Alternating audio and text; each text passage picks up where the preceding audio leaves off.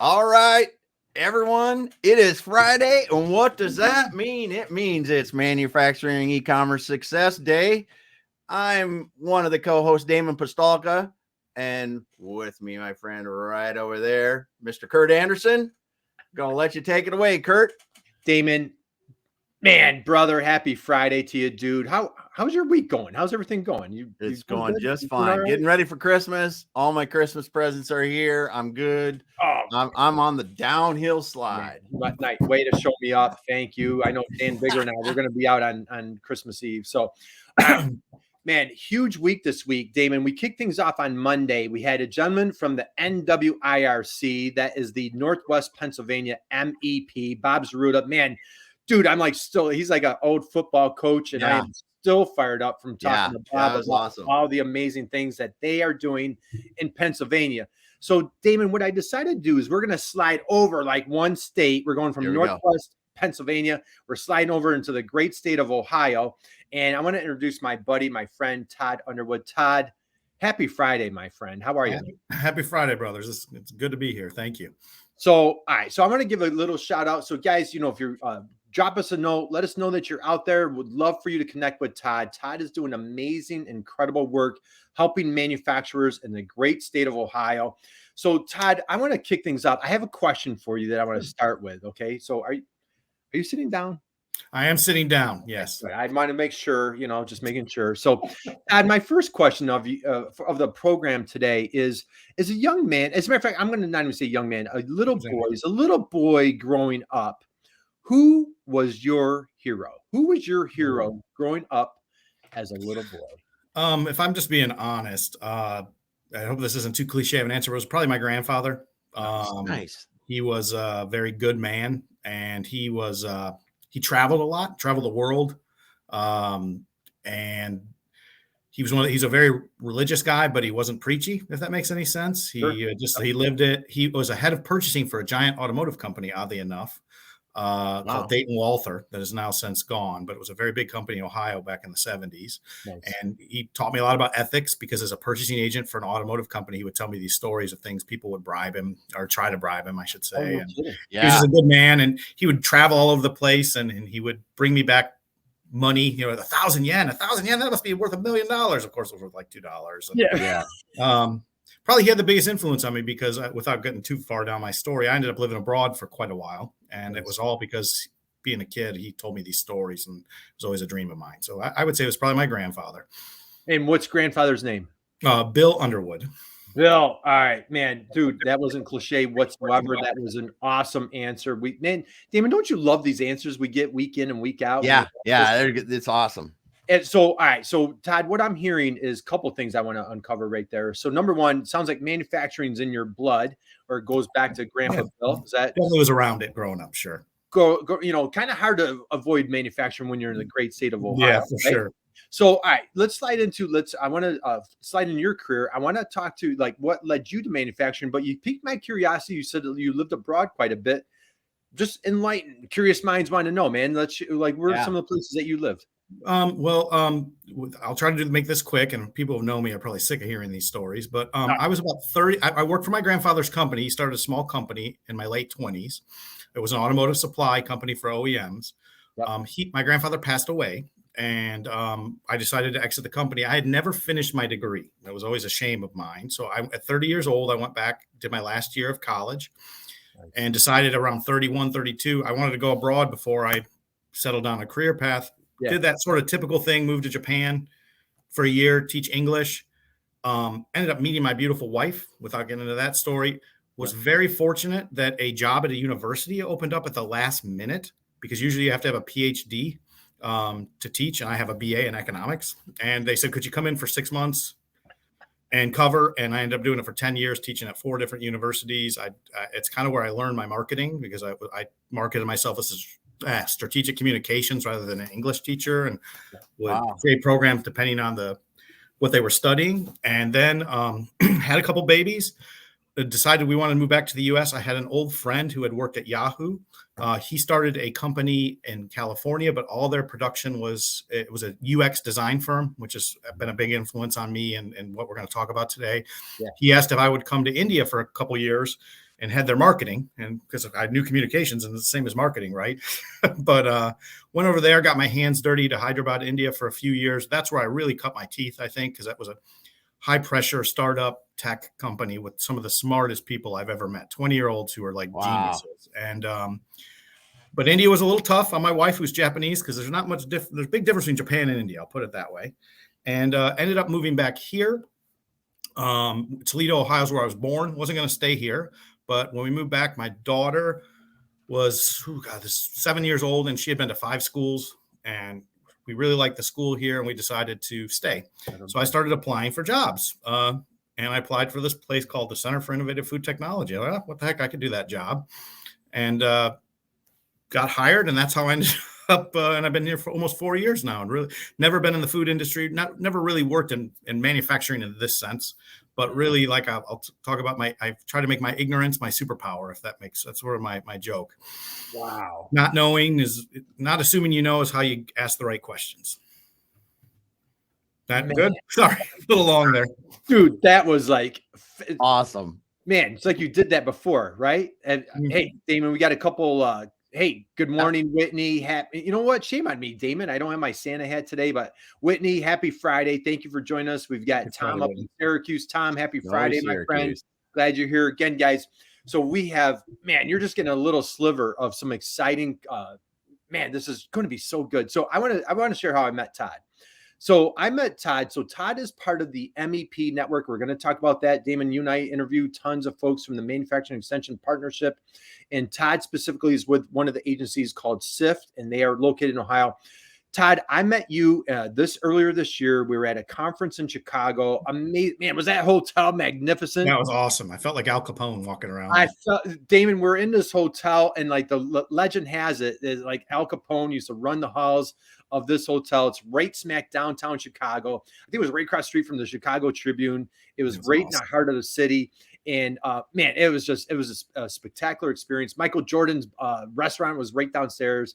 So Todd was one of the presenters, and man, Todd, dude, you blew the room away. I mean, this room was completely packed. I can't count, but there were not dozens. I don't know, hundreds, but man, this was a large room, large conference room. It was absolutely jam-packed. Damon, probably a dozen to 20 people that have been on our program. All the marketers from the MEP network were in that room. I heard raving reviews like Jeanette Stevens, Dr. Alyssa was there, Kim Lloyd from New York. I mean, all sorts of people. Excuse me. So Todd, talk a little bit. We're going to dig into this, but so you just shared your whole path, this journey, Japan, teaching, universities, India, technology. Now you're the marketing specialist, if I have that correct, right? Marketing specialist at CIFT. Yeah, marketing manager, whatever. Marketing. Yeah, I think you're a specialist. Talk a little bit about what you shared at that presentation, and then in a few minutes we're going to pull up just a really powerful video. But just talk about some of the great work you're doing in Ohio. Well, like I said, I came in with I told you, kind of a very varied background, but communications based, then marketing, but do nothing about food or really manufacturing other than some distribution, which I had done with my family when I was younger. Yeah. So I kind of came in with it like, because of my UX background, I really pushed the idea of like user journey maps and trying to understand our clients. So UX is I won't claim to be an expert in UX, but it was a big influence on taking me from communications to marketing. So we started doing empathy mapping, and boy, some of the people I work with were like, this is stupid, but it really helped me. And, where you put yourself in the client's shoes and talk about their feelings with Post-it notes and these ideation sessions. And I swear they looked at me like I was nuts at the beginning. But I really got to learn about from an empathetic point of view about manufacturers, and especially food manufacturers, what the big transition for me was actually COVID, because my predecessor was a really good, he headed the marketing. I came in as an analyst just to look at the website and things. He left 2 months before COVID hit, and I interviewed for his position to take over marketing. Yeah. I'm taking over marketing, all of a sudden everything shuts down. And so what I did, and I hope I'm not getting ahead of myself. No. One thing we did in India, and I learned through design, is these ideation sessions and how to run a structured ideation session within scope and how powerful that can be. and nobody knew what was going on. You guys remember that. And I said, let's have some roundtables with food companies to hear what's going on and just share. And I won't say I got support from my company, but there was definitely some like, well, what's that going to do? You know, it was a new thing, but they supported it. And we just had these, and companies came. I mean, we didn't promise them an expert in anything, because who was the expert then, right? But we got companies came and they just shared and they told these stories. And I just realized that there's so many amazing stories. That was sort of my light bulb moment. Like, I already understood the empathy side, but the storytelling came, man, we got to tell these stories. We got to change the image of this industry, because I don't know how old you guys are. I'm 48. I grew up, if I didn't go to college, if I went and worked at a factory, and there's nothing wrong with it, my parents would have kicked my butt. You know what I mean? There was some sort of stigma about it. And I realized that stigma is just wrong. And how do you change the stigma? Yeah. You tell the stories, because that's what the kids are doing now. And again, I hope when I get, but even as a parent, I don't know that I want my kids to go $150,000 in debt to get a degree that they're going to not be able to use. So I think it's a perfect Venn diagram of timing right now in our culture and society, that parents might be more willing to look at these things. You know, you create that content and you show that side. Does that make sense? So storytelling became kind of a thing for me. And that's where we did our first video, and I'll stop there. No, oh my God. No, you're hitting one of the things that we love to talk about, because, you know, I've got a son that's 23, and every time I think back to when he had some friends that really got pushed into college, but really it wasn't the right path for them. If those kids would have learned about manufacturing and gone into the trades or something, you know, just those kind of careers are so good that you don't need to go to school for 4 years. And like you said, $150,000 in debt. And that's even at a state school now. Yeah, that's it. And then to come out and realize that's not what you want to do, or come out with a degree that you can't make the money that you can if you went into a vocational school for a year, or just started work. And I don't mean just as in a bad thing, or you came out of high school and worked for a manufacturer and work your way up. 100%. And even me, I was unaware of it. Does that make sense? Even I was, until I got into CIFT, into the MEP. I mean, I have a stepfather who's a tradesman, worked at Daimler Chrysler. I knew you could make a good living off it. Yeah. But I had that. But until I saw, man, these jobs and this technology, and we had this economist speak at an event.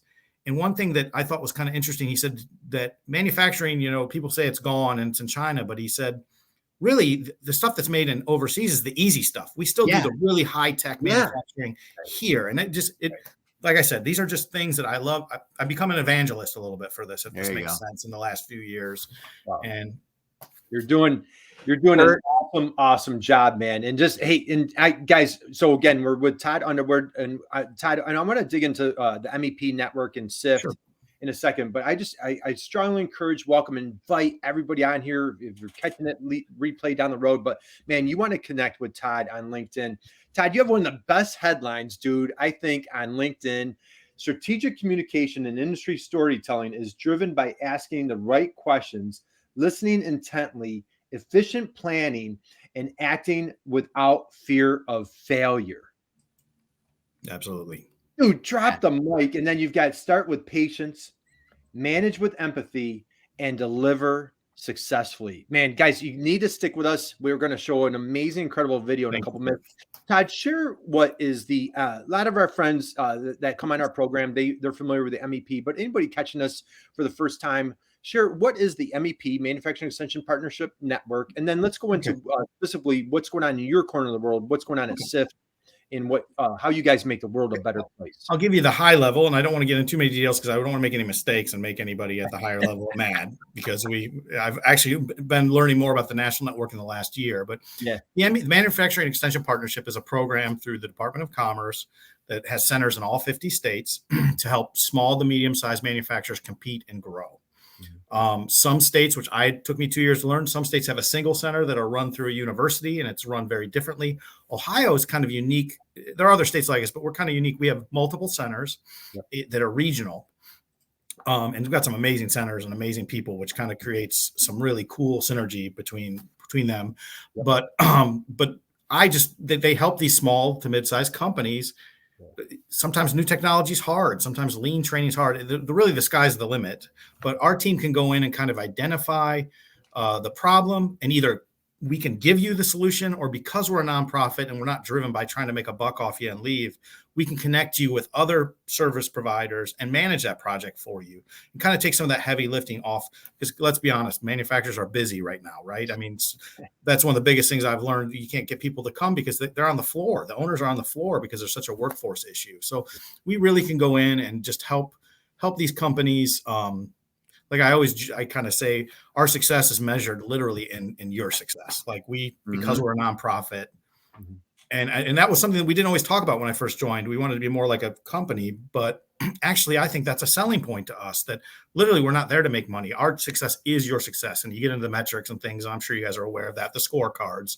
I mean, so that's really what we do. And then CIFT is kind of a unique center in Ohio. We're in Northwest Ohio. We got an amazing manufacturing team, but we also for many years have had a food specialist team. So we help and support food companies throughout the state, oftentimes in conjunction with the other centers. But we do automation, food safety, product development. I'm sure I'm missing something. I'll get yelled at later, but we just do some really amazing work. But we do regular manufacturing too. We do some great work with standard manufacturing, but our niche is the food. Yep. Absolutely. That answer? That was a perfect answer. And again, more, man, guys, you have to, whatever you're doing in a minute, you're going to stop and watch this video. But Todd, let's go into your team. I know, like, when you go onto the CIFT website, it's, Rebecca's your CEO president. Yep, great it's a rock star. You guys have just, and it's almost embarrassing how much talent, skills, of superpowers that everybody has on your team. We do have an amazing team. Food background, food expertise. So, you're in your kitchen and man, you feel like, man, I'm making the best such and such. Maybe we should bring this to market. You guys help make that dream come true and bring that to life. Talk a little bit about some of your teammates and some of the expertise. If somebody knocks on your door, what would they expect? Sure. So what I love about our company is really we if you look at our success stories, we've helped companies that were just an idea all the way through very big established companies like a Myers. I mean, if you come to us, I remember trying to understand our company and asking one of our vice presidents, Shari Plimpton, PhD, who's really smart and knows food better than almost anybody. I said, what do we do? What do we do for clients? And she said, everything. And I was like, how do I market that? But it's actually kind of true. Because we're able to connect with resources as well as provide. But so if you have a recipe and you want to turn it into something that you can sell at a grocery store, we can help you. Yeah. If you're a mid-sized company and you're having labor issues and you need somebody to come in and maybe analyze your production and see if automation makes sense for you, we can do that. And if you're a big company, sometimes you have gaps that you can't fill quickly, and our team can come in, put on your jersey and play for your team for a little while and get you through those gaps. So it's really a wide range of what we can do. Although I'll be honest, my favorite where I've got a soft spot is the entrepreneur side. We were talking before this that I like Shark Tank with my kids. I love those hungry people who they have this dream and they go for it. And unfortunately, I've not done that yet, but if I have the right idea, I'll let you know, Kurt. And there you go. Well, and I think, and what's awesome for Damon and myself is we get to interview folks like you, Todd. Week in, week out, we've interviewed, dozens of amazing individuals from the MEP network. And it just, what we talk about frequently, Damon, is those entrepreneurs that, man, entrepreneurship is tough. It's not for the weary, right? You feel alone. You're in a silo. And where are those trusted resources, those guides that can help us get through this? And what's just fantastic is that you guys specialize in this, specific area. And, you have a deep bench. Like you said, you have the entire state of network. So, if a client needs expertise that falls outside of your area, we've had multiple people from Magnet. We've had Janelle Lee. We've had Matt and Gina has been on our program from Magnet. And so, you have 7 other centers throughout Ohio that you can lean on. You have third-party resources. Yeah, it's really amazing. It's just fantastic. So, all right, man, I hope everybody's on the edge of their seat for that video, because I still have one more question before we go to the video, David. Let's hit it. So let's talk about like, you're right in the heartbeat of America. You think Ohio, you're right in the center, a major state, tons of major cities, a lot going on there. Sure. Like outside of food, what are some of the other fun manufacturing things that you've seen, Todd, that you've been surprised where you're like, man, I didn't even know we manufactured this here. I know where you are, very heavy auto, Detroit. A lot of auto. Like I said, Jeep is here. Honestly, like I'm just now learning, but we've got a lot of, you just drive down the highway and you see these giant companies. And if you didn't know, like what they do, then now I get online and I Google them, you know what I'm saying? But we do the supply. And I think, not to change the answer, but I think one thing that really shocked people, and including myself, is with COVID, not to keep talking about that, the supply chain issues. You didn't know that this company makes this, that goes into this, that goes into this. And Ohio, really, it's such a diverse manufacturing. And what also is cool is the sizes of the companies. I mean, some of these companies are 5-people shops. Some of them are 1,000 people. I saw just, is it Abbott? Abbott just announced they're going to be building a big facility here in Northwest Ohio. Just saw that this morning. And I'll be honest, I'm going to make my Ohio friends mad. When I was a kid, I just wanted to get out. If you had told me at 30 years old, living in Japan, I'd be back in Ohio, I would have told you you're crazy. But now I would not want to be anywhere else. And in fact, I have a brother who's in LA. And I wouldn't say I did, but I definitely said, you should move back to Ohio. You should move back to Ohio. And he's back here now 7 months. He's like, I should have done this a long time ago. Ohio's booming. And it really is. I mean, I'm real proud of my state. I'm a Bearcat fan. I'm not an Ohio State fan, but I love the state. But that's all right. Well, good for you, man. That is awesome. So exciting things. All right. Drum roll. We're finally, if everybody's, let's see, I'm going to try to share this. Let's go share screen. Do this video. Damon, let me know how I'm doing so far. Let's go. How about if I share Chrome tab? Do I want to show a Chrome tab? How about this right there? Can you see that? Yes. Okay. I am going to make this big. All right, everybody, do me a favor. If you haven't gotten the popcorn yet, sit back, relax. I am telling you, encouraging you, welcoming you. Drop whatever you're doing. Put the cell phone down for a second, for 4 minutes and 51 seconds, actually. And Todd, do you want to just share, give a little intro before I hit play? Basically, this was a video with a couple companies we've worked with that are medium-sized, and I thought their stories were amazing of people taking risks and building companies. And I'll just leave it at that, and I'll let the work speak for itself. All right. Well, this is perfect time. So anybody out there, you have a call at the top of the hour, man. This will take you right up to the call. Ready, sit back. Here we go. Damon, you're gonna love this.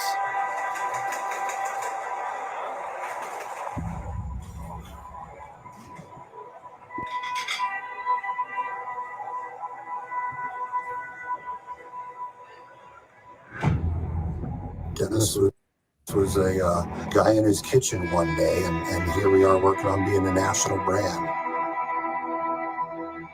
My mom started Marsh's Buckeyes back in 1984 out of the kitchen of our home. Anything is possible if you put in the work and you have the plan in place to get you to where you want to go. And if the product is good enough and the people, the consumers love the product, you can do so much more than what you think is possible. I think part of the biggest struggle as a small company is you try to get some of the larger grocery stores, and they're worried about giving a small company a chance.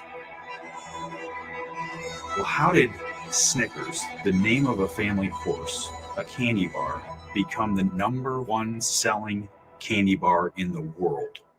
Why can't a Buckeye be that? She started selling the Buckeyes at garage sales and festivals and things like that. And the Andersons was really what she considered her first wholesale account that took her outside of Perrysburg. She did some work with Kroger down in Columbus and some work with Cub Foods. And that ultimately is what led to the biggest opportunity for our company, which was Cracker Barrel. When our founder, Dennis Dickey, was young, he used to be a blackjack dealer at Binion's Casino on Fremont Street in Las Vegas. One of his buddies was from Mazatlan, Mexico, and his grandmother taught him the family recipe on how to make salsa. So every time they go out on the houseboat, his friend would make salsa, and Dennis was like, you got to teach me how to do this. Fast forward about 30 years, Dennis moves back to Ohio, where he's from, and he got a job at a local pool company. So every time they'd have a pool party, opening a new pool, he would make salsa and bring it to the party. And one day his boss brought the competition in. He bought a cup of salsa at the grocery store, brought it into the party to have Dennis try it. And Dennis tried it and thought there was something wrong with it. He just thought it tasted terrible. And they told him, they said, Dennis, this is what we buy when we can't come to a party and get your salsa. So according to Dennis, at 59 years old, he gave his boss 2 weeks notice that day, took all his credit cards and mortgage on his house, and figured, I'm going to make salsa for a living, and I'm going to be a millionaire and be living in a box on the Cherry Street Bridge. And that's how he got started. From a very young age, I was traveling the state of Ohio in the back of a van delivering Buckeyes with my mom. We were carrying down supplies. We helped the move from our basement to the new facility down in Perrysburg. Every snow day, every summer day, if she was short on workers, we were in the basement rolling and dipping Buckeyes. We were always a part of the business. My brother and I, who's my business partner, we both kind of had that realization around the same time. When we came back, we had a real vision for what we wanted to do. So when I first got to Willie's Salsa, Dennis done a lot of work and built his customer base up to about 350 stores. And through all the hard work of everybody here at Willie's, in the last 6 years, we've been able to build that up to just over 12,000 stores. Year-to-year sales, we've broken company records every year since 2008. Well over 10,000 retail locations. We're very blessed. We're very thankful for what God's provided. But again, it all starts with my mom. It all starts with Marcia and Dave and what they created. If you've got an idea and it's a good product, I think you should pursue it. You should find a cooperative kitchen somewhere that can help you and teach you how to commercialize your recipe and about the food safety requirements and everything. And there's companies like us that can try and help you along the way. If you have that passion, if it's truly what you want to do and it's what you were meant to do, then by all means go do it. It's not going to be easy, and you can't do it on your own. Ask for help. Be willing to set aside your pride and put in the work. And if you do that, good things will come from it.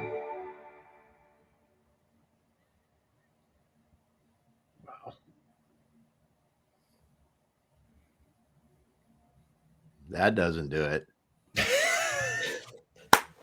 That's awesome. You guys liked it. Was that Damon? The guy was dealing blackjack. Yeah, yeah. And then starts to all right.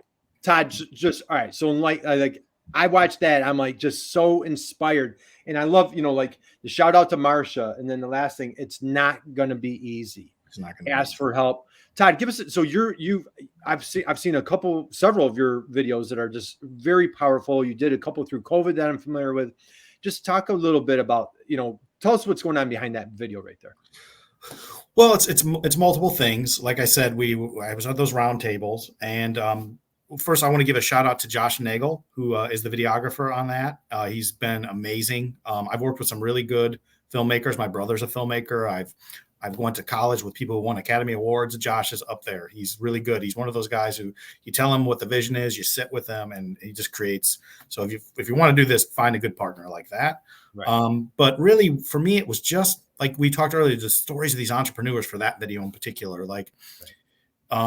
just taking a risk. I mean, one thing you don't know about Brad, his mom started that company, and but he didn't inherit it. He bought them out. I hope I'm not getting that wrong, and I remember meeting him a long time ago and hearing that, because you hear about, second, third generation, he was doing something else, and he decided that, but he still gave credit to his mom because she's the one who started, and his dad. And I just thought that was a beautiful thing. And then Willie, he actually started with us at our NOC, our commercial kitchen.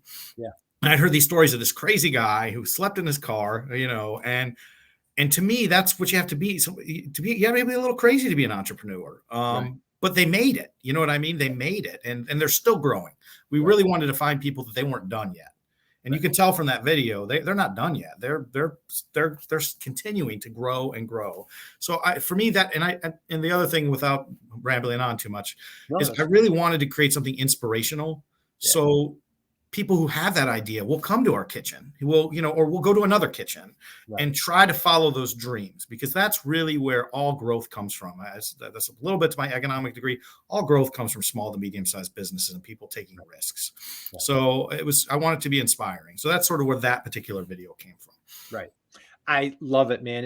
And what an admirable career. And don't you just love that you are a dream supporter, like here you are helping these folks and then bringing that story out.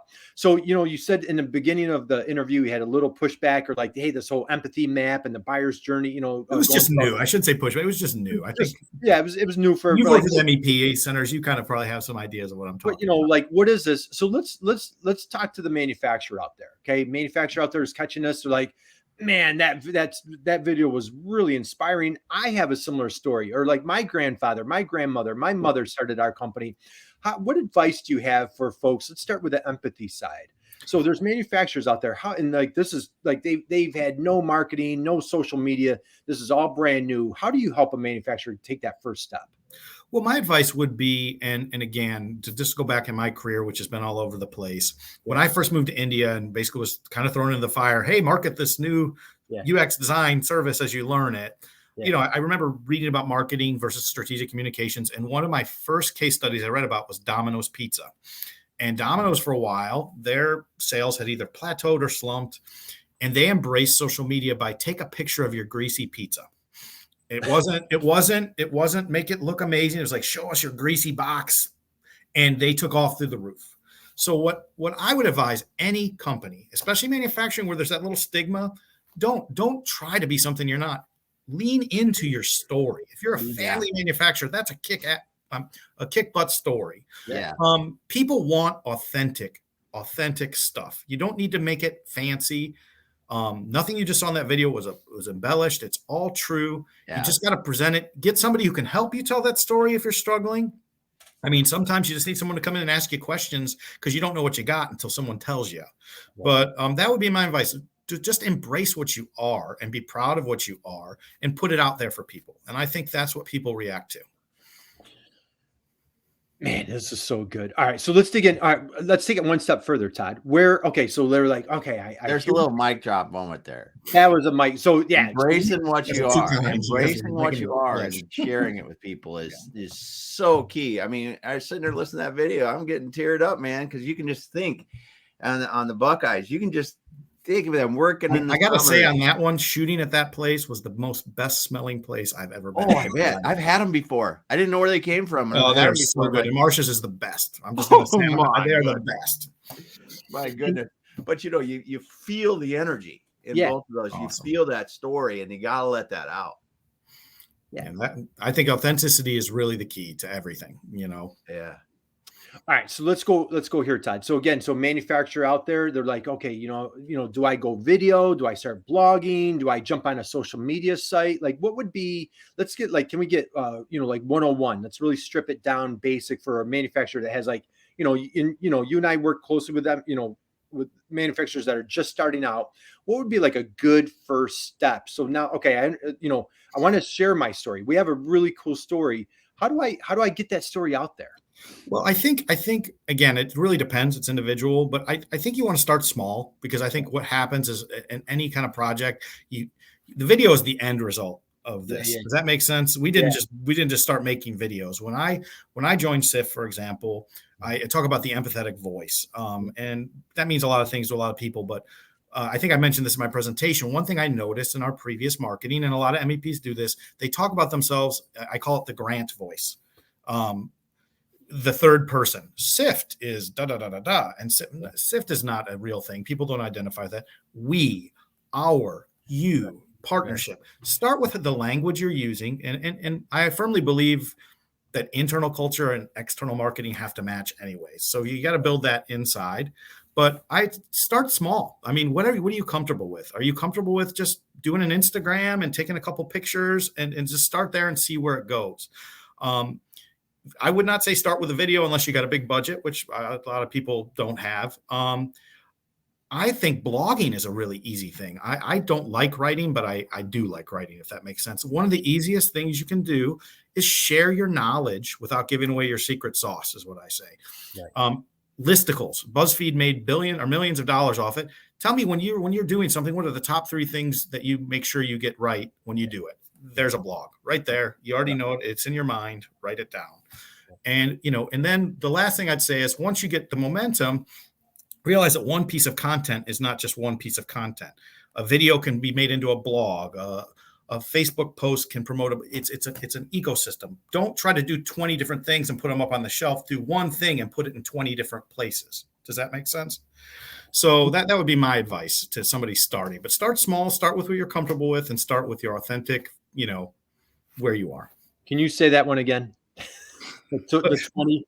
Say that. So like instead of creating 20 different pieces of content and thinking I got all this content, take one good piece of content and put it in 20 places. If you have to tweak it a little bit, that's the key. You because so many people, I made this great video or I made this, and then they put it up there and then, okay, what are we going to do next? No, you keep building on it. You keep building on it. Right. And it takes time. That's the other thing. I would say it takes time. I've been at CIFT for 4 years. We've done a great job. I'm very happy. Our management has really been supportive of me, but it takes time. And sometimes you get frustrated. I go back and I look at my analytics, not as much as I should, but I try to make sure I look at them every 3 or 4 months. And every time I'm like, okay, we're doing better than I thought. You know what I'm saying? But progress is slow and then it becomes fast. So, but like I said, don't overdo it. Just do what you know well and put it in a lot of places. That's the best advice I could give anybody. All right. That was fantastic. And I want to be mindful. I know you're a busy guy. I want to be mindful of everybody's time as we wind down. Todd, so Willys and, Buckeyes consumer goods. One last questions I'm going to have for you. Let's talk to that custom manufacturer, the job shop, where, they're strictly more on that B2B side. They don't have that proprietary product. And they're like, that's all cool. Salsa is sexy and exciting. And, Buckeyes, everybody loves big chocolate and peanut butter, of course. But, like for the job shop or the custom manufacturer, and again, I know it would be the same premise, but, I don't know if you do, a lot of times we'll get a little bit of pushback or resistance from a manufacturer on that side of things. Any advice for those folks that don't have that proprietary product that you would have for like marketing success?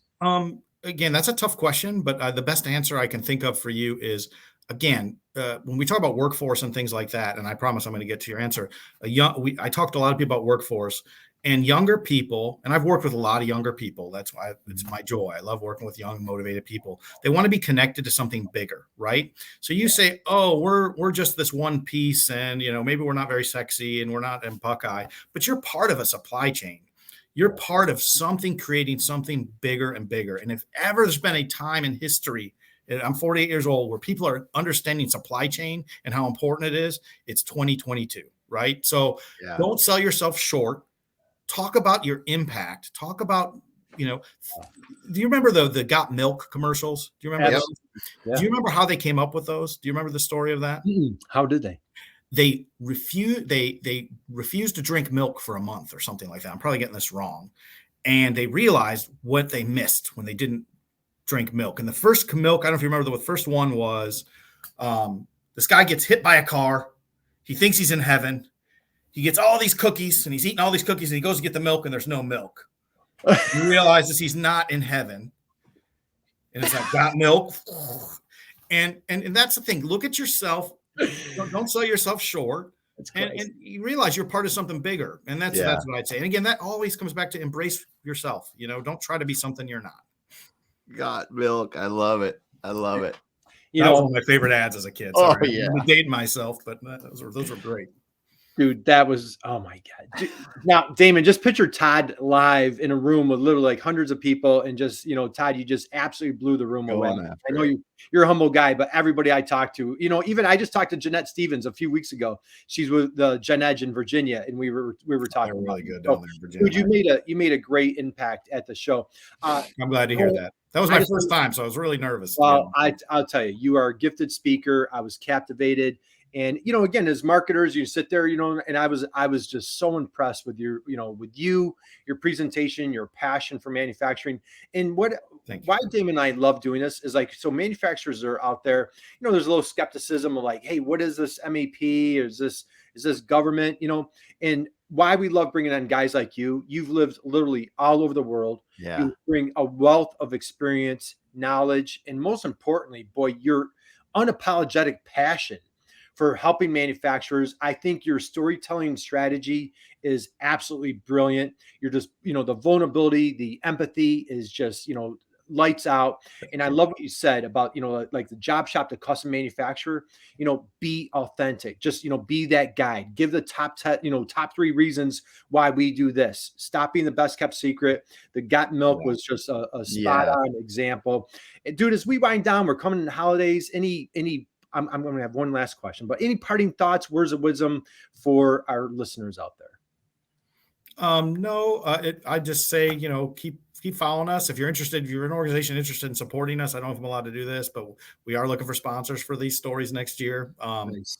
I'd like to do more than less. So, but just keep doing what you're doing and be proud of it. I just, I think the world appreciates manufacturing and food more than they ever have, especially in America, because that's a silver lining of the last tough couple of years. People really get that, you have to think about things now, and that's good. And that's the way it should be.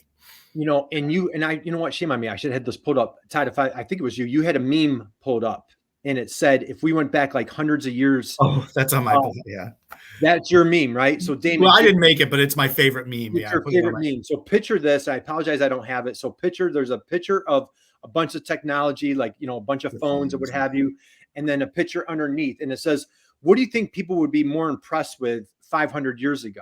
And, the picture is showing all this technology. The picture below it is our grocery store shelves packed with food. Yeah. And Todd, you talk about like food shortages and like how we take for granted. I mean, like, we're suffering all the supply chain, and the running joke about like toilet paper during COVID.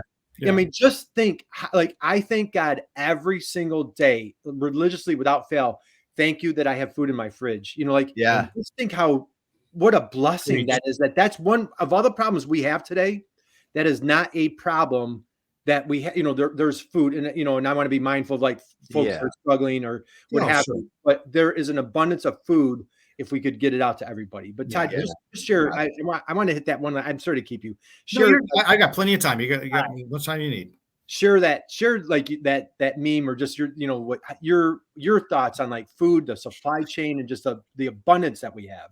Well, I think, and again, I don't want to sound preachy, but one thing after living abroad for a long time, and Japan was a very wealthy country, and I'm not putting but we have such an abundance here in America. We really do. And we have a lot of problems, and I understand that, but I really push my kids and the people I know, every once in a while, forget the problems and think of how grateful you are to be what you have. Because I'll tell you a little funny story.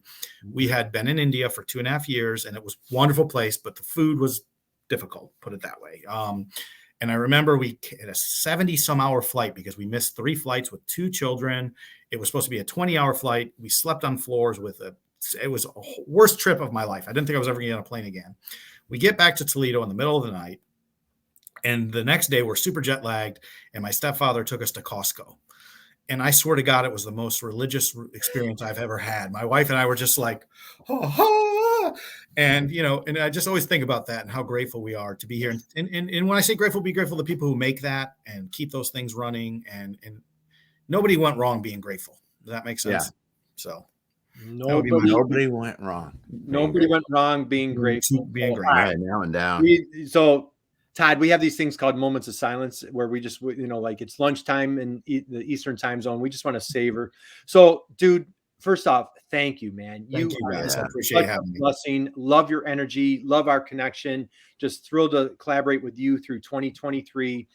As we're coming into the holidays, you have a 10-year-old, 7-year-old, big girl dad. My last question for you, I promise. Sure, please. Who is your inspiration coming into 2023? Who or what is your inspiration as you excitingly look into the new year? My inspiration. That's a tough one. Honestly, I don't want to pick you said don't pick your favorite child, but my 10-year-old really inspires me. And I mean this sincerely because she went to school in Japan. Didn't speak any Japanese because we taught her English only at home because we thought we were going to stay in Japan. Then she went to school in India, and we were working at a startup. I wasn't making a lot of money. We lived a normal Indian life. And she went to school with a bunch of Indian kids, which is fine, but she was the outcast there.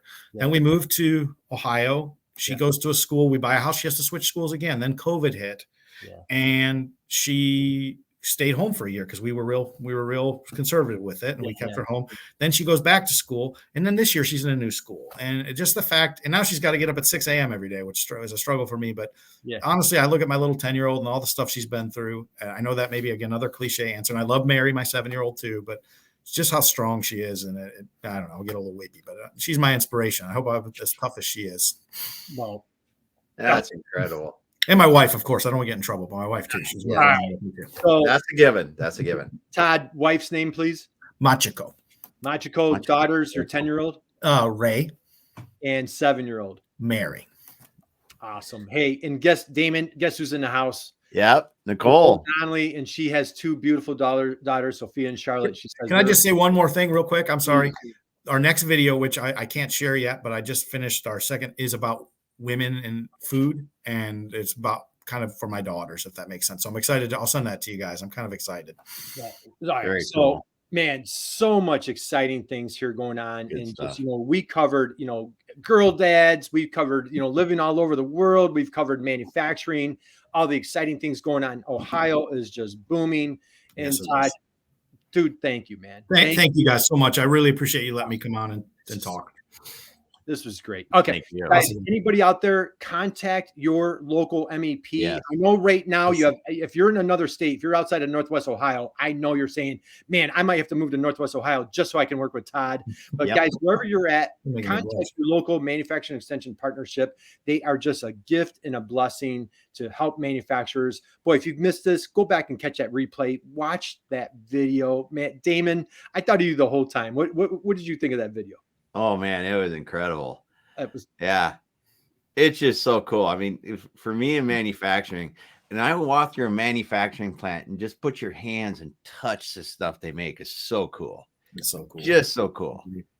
So good. I love you guys. This is a great show. Thank you guys. We're gonna wind down. So Todd, you're gonna love this. On Monday, we have a client that I had the honor and privilege working with at IMEC. That is the Illinois MEP. We have a great, wonderful success story on Monday with Jacqueline, who is she's a marketing specialist at IMEC. And so Damon, we're back here on Monday. Yeah. And so everybody go out there, have an amazing, incredible, wonderful weekend. If we miss you next week, happy holidays to you. And you know what? Go out there and be someone's inspiration, man. Just like Todd is. Go out and be someone's inspiration. Hang out with us 1 second. Damon, take us away, brother. Merry Christmas, guys. Yeah. Well, Todd, thanks so much for being here. Man, it was fun talking about the value of industry storytelling for manufacturers. And the video you shared today, Todd, was incredible. Thanks, everyone, for being here every week, week in, week out. We had Whitney, Tom, Christina, Nicole in today. And I know we had other listeners that weren't commenting. And thank you for being here. We will be back again. Are we here next week, Kurt? Or are we taking a day off? You know what? We'll have to talk about that. We might have a little Christmas party. So we may have a Christmas party next week. So just hang out. We may be here next week. Thanks, everyone, for being with us today. We'll be back again. Thanks, guys. Have a great Christmas. Thanks, guys.